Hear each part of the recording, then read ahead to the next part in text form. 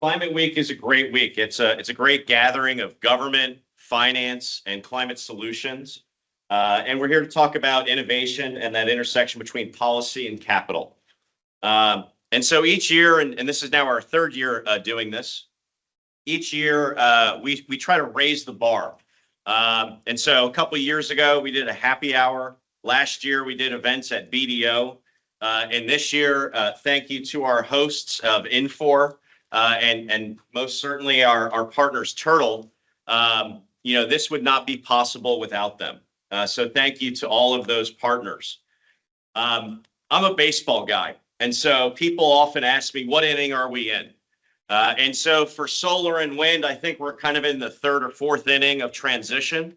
For things like Scope 3, TCFD, and carbon credits, we're still in pitchers and catchers, which means we haven't even broken into spring training.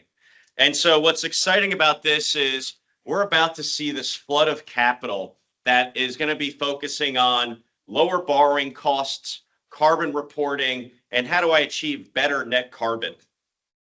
And so with that, we do think many in the climate community, they need to realize that for commodity markets, high price, what you have with high price is more supply. And so we need as many carbon assets in the market as soon as possible to address the problem that's in front of us. And so again, things like carbon border adjustment mechanism, CBAM, that kicks off middle of next year, and you need to have your carbon credits on your portfolio by the end of the first quarter. So any of you buyers that are out there, I would start sharpening your pencils because there's a lot of other buyers that are out there. You have CSRD. And so if you want to continue to sell your products in Europe, you need to deliver the reporting. And so one of the things that we are going to talk about in a second is Scope 3 in more detail. You have the stick of the SEC and the risk of litigation for not meeting your SBTI targets. And the same way you think about net carbon is the same way you think about earnings per share. And so again, revenues minus expenses equals earnings. Again, carbon produced minus carbon offset equals net carbon.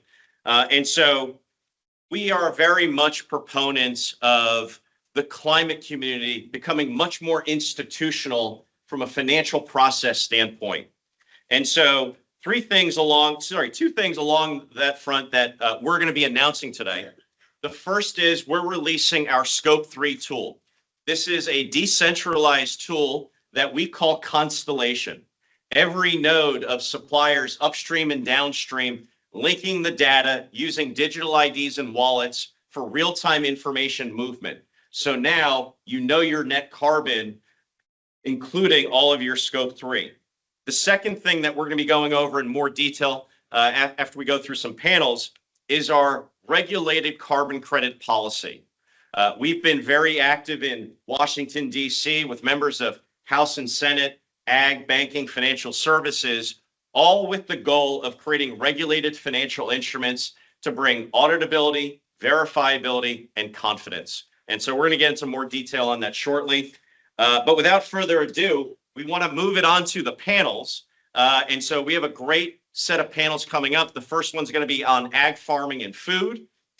Incredible panelists. And so with that, let's turn it over.